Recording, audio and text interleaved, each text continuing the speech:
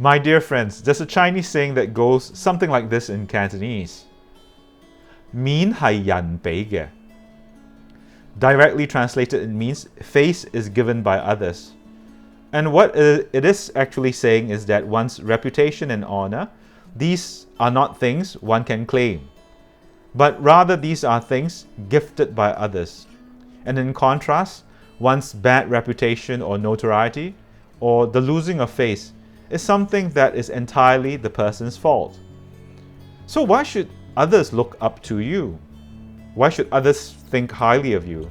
And why should others honor you? Well, before we can answer these questions, what we need to understand is what are the values we hold dear as a community and society.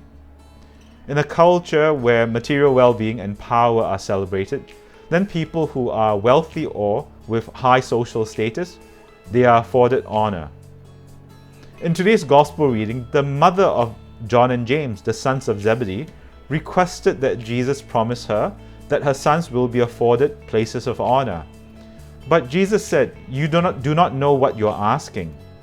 And Jesus then asked the brothers, "Can you drink the cup that I'm going to drink?" And the brothers replied affirmatively. Jesus then said, "Very well, you shall drink my cup, but as for seats at my right hand and my left, these are not mine to grant. They belong to those to whom they have been allotted by the Father." I think what Jesus is telling them is that as his disciples, their purpose is not to chase after honor and glory. I think this is quite clear in the discourse. But in telling them that you shall drink my cup, I also do not think that Jesus is telling them they will suffer. Rather, he's telling John and James that as his disciples, they should emulate him by doing the will of the Father. More importantly, when Jesus mentioned about the fact that only the Father can grant those places of honor, he's reminding all of us that in whatever we do, our main purpose is not to please anyone else but God, by doing the right thing. For us Christians, our values are rooted in the teachings of Christ and on the person of Jesus.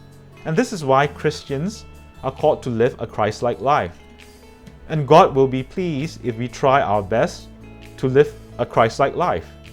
Even though the great saints who have lived exemplary and exceptional lives are honored by people, their main focus was always to please and love the Lord, is not to chase after honor.